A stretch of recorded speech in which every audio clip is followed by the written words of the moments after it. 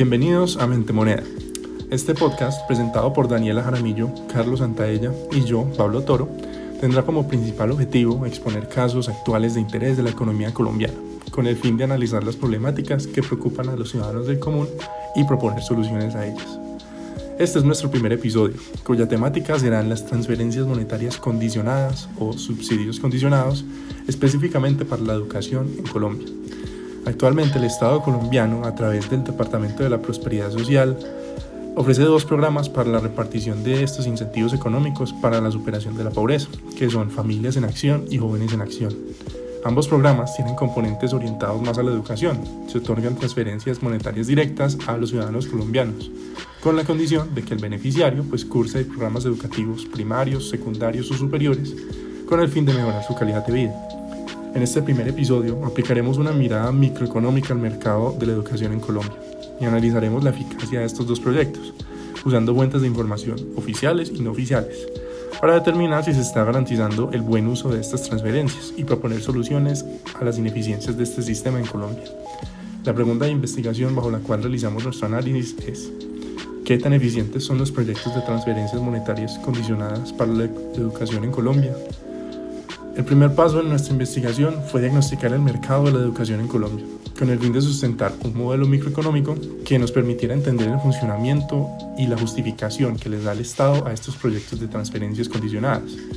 Para ello, es necesario hacer una introducción primero acerca de cómo se comportan los colombianos en realidad y su relación de consumo con estos bienes educativos. Pues resulta que la educación en Colombia, a pesar de estar garantizada como un derecho y prioridad del Estado en la misma Constitución, está muy lejos de ser universal o incluso de considerarse como ampliamente accesible. Según la revisión de políticas nacionales de educación adelantada por la OCDE, Colombia enfrenta 2 grandes desafíos: los altos niveles de desigualdad y el bajo nivel en la calidad de la educación. La esperanza de vida escolar sigue ubicándose muy por debajo del promedio de la OCDE, que son 16.4 años, y más a la par con respecto al promedio de países de América Latina, que es de 13.13 años. En el mismo sentido, un niño de estrato socioeconómico 1 puede esperar tener 6 años menos de educación que un niño de estrato 6. De igual manera, el promedio del resultado de las pruebas PISA en Colombia sigue siendo un 20% inferior al de la OCDE. En este mismo documento se revela que el valor de la educación, el precio, a pesar de ser un factor determinante, no es realmente el único que puede dictaminar el consumo de la educación en Colombia. La desigualdad, la pobreza, el conflicto armado y la violencia también son factores que desestimulan a las familias colombianas de invertir en la educación de sus hijos. Esta evidencia nos llevó a construir un modelo microeconómico simplificado de las preferencias de consumo de los colombianos, en el que analizamos el consumo de la educación contra el de bienes de primera necesidad, partiendo de una interacción inicial entre una restricción de presupuesto y una curva de indiferencia. En este modelo establecimos que, dada la restricción de presupuesto de los colombianos, estos invierten gran parte de su ingreso a bienes de primera necesidad, aquellos que son relativamente inelásticos. Por otro lado, tanto por el precio de la educación como por los factores adicionales mencionados anteriormente, invierten una poca parte de su ingreso en la educación, a pesar de valorar su utilidad considerablemente, según el mismo informe de la OCDE. Esta restricción de presupuesto y curva de indiferencia conducen a un nivel de utilidad que, como mencioné antes, no es muy alto, honestamente, dadas las evidencias sobre lo poco que los colombianos consumen en educación. En resumen, los colombianos priorizan el consumo de bienes de primera necesidad o incluso los que no son tan necesarios sobre la inversión en educación. Esto por la ineficiencia en el sistema educativo, su baja calidad, presiones externas o incluso porque no lo consideran una inversión convincente a largo plazo. Así es la actualidad del sistema educativo colombiano. Condiciones económicas determinan que el consumo de educación simplemente no es tan alto en las clases bajas del país, ya sea por prioridad, preferencia o presiones externas. Para subsanar esto, el Estado colombiano recurre a los instrumentos mencionados al inicio del podcast: transferencias monetarias condicionadas. Con estas transferencias, el gobierno le da un empujón al presupuesto de las familias, garantizando una cierta cantidad de dinero para que los jóvenes de esas familias consuman en educación. Pensando nuevamente en el modelo microeconómico, esto desplazaría la restricción presupuestaria de las familias, de manera que aumentaría la utilidad obtenida del consumo óptimo entre bienes de primera necesidad y educación. Ahora que hemos visto teóricamente cómo funciona el consumo educativo en Colombia, Por favor, cuéntanos, Dani, cómo son estos programas con los que el Estado quiere mejorar la educación en Colombia. Claro que sí, Pablo. Pues como tú ya lo dijiste, actualmente existen 2 programas. Primero, hablemos un poquito de Familias en Acción. Entonces, este proyecto está enmarcado en la Ley 1532 de 2012 y modificada por la Ley 1948 de 2019. Está orientado a la atención en salud y a la asistencia escolar de niños, niñas y adolescentes. Familias en Acción se basa en 2 componentes. El primero es la entrega de incentivos, que puede ser en salud y en educación. Particularmente, el incentivo de educación se da a las familias con niños, niñas y adolescentes que cursen grados desde transición hasta 11 y se da uno por familia con un máximo de 3 beneficiarios. El valor de estos incentivos puede variar desde 53.350 pesos hasta 146.750 pesos según el grado que curse y estos los reciben cada 2 meses.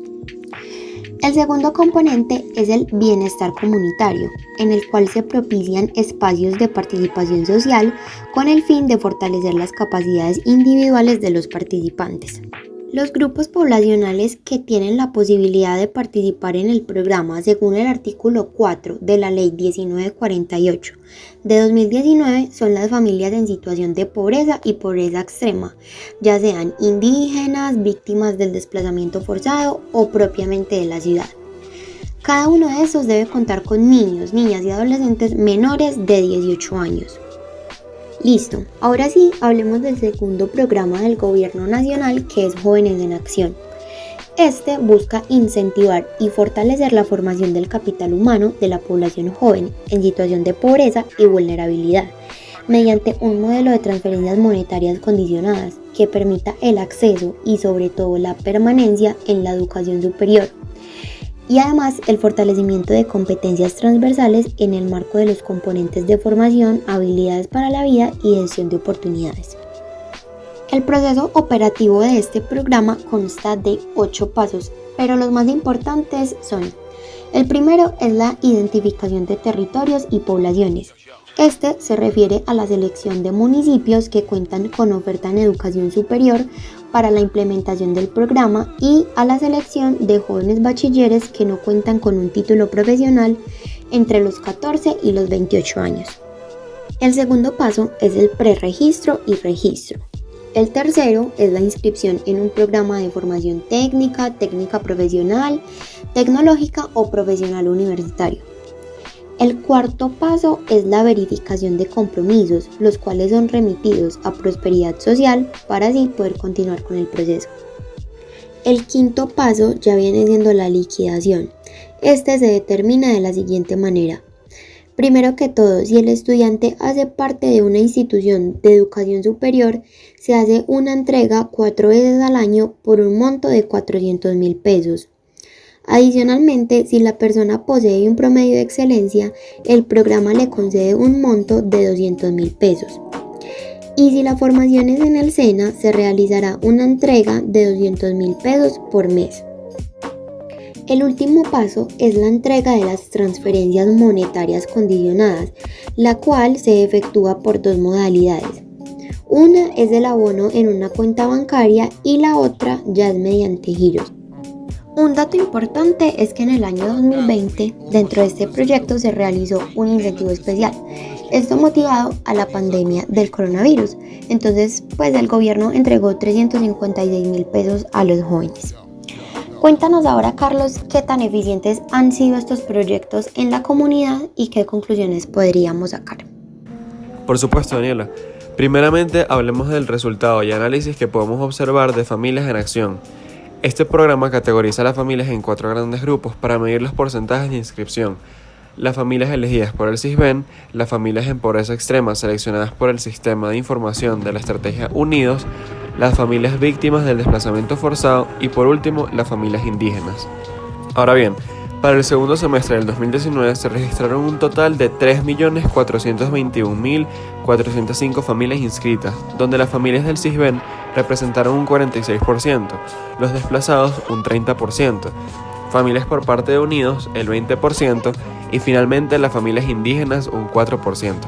Cabe destacar que todas estas familias son provenientes de diversos municipios alrededor del país, como Armenia, Sincelejo, Bogotá, Medellín, Pereira y muchos otros. Además, incluye otros municipios con incidencia de pobreza mayor o menor por IPM del 70%. A estas familias se les ofrece adicionalmente unos complementos con el fin de mejorar su calidad de vida, acceso a recursos y enseñanzas varias llevadas por instituciones públicas y privadas. Las instituciones públicas ofrecen lo siguiente: BPS, que es una herramienta para el conocimiento de la cultura del ahorro. La institución, construyendo capacidades rurales empresariales, contribuye al mejoramiento de la calidad de vida en las zonas rurales.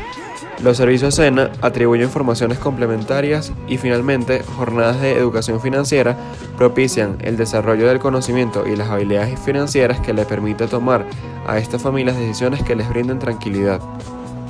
Adicionalmente, por las empresas privadas está la Fundación Movistar, la cual brinda apoyo y cursos para aprender sobre el uso de la tecnología y a su vez proporciona apoyo a padres de familia para la enseñanza a los hijos acerca de este medio. También existe el programa llamado Brigadas de la Salud, que otorga el acceso a diferentes cursos sobre habilidades generales de la medicina, como primeros auxilios y pediatría. A su vez, dan charlas sobre la educación sexual y métodos de prevención contra enfermedades. Ahora hablemos un poco sobre el programa de Jóvenes en Acción. Los alumnos fueron divididos en dos grandes grupos, los del SENA y los del IES.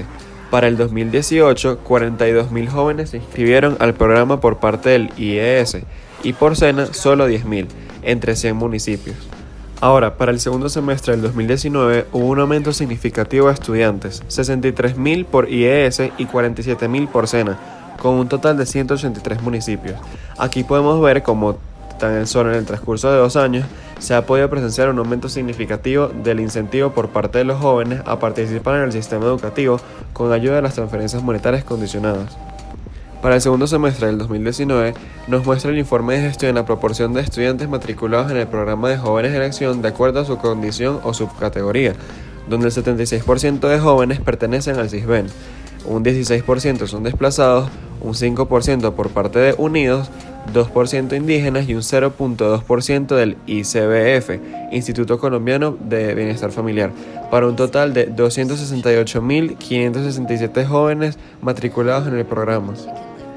Por otro lado, este informe nos muestra un rango amplio de edades de estos jóvenes respecto a su ingreso al programa, la edad más baja siendo 15 años y la más alta siendo de 30 años.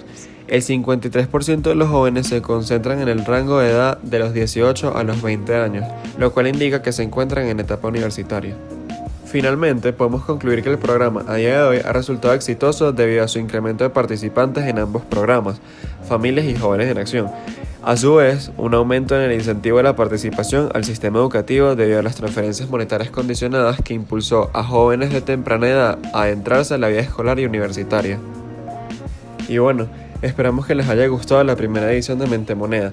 Déjanos tus comentarios para saber cómo te pareció. Nos vemos en la siguiente edición de Mente Moneda. Las fuentes de información que utilizamos para el desarrollo de este podcast fueron 2 manuales operativos. Uno se basa en el programa Familias en Acción y otro en Jóvenes en Acción. Un informe final de la evaluación del impacto del programa Jóvenes en Acción en 2017 y un informe de gestión del segundo semestre del 2019 de la Dirección de Transferencias Monetarias Condicionadas. 2 guías operativas, uno basado en el programa Jóvenes en Acción y otro en Familias en Acción. Y finalmente un artículo llamado La educación en Colombia.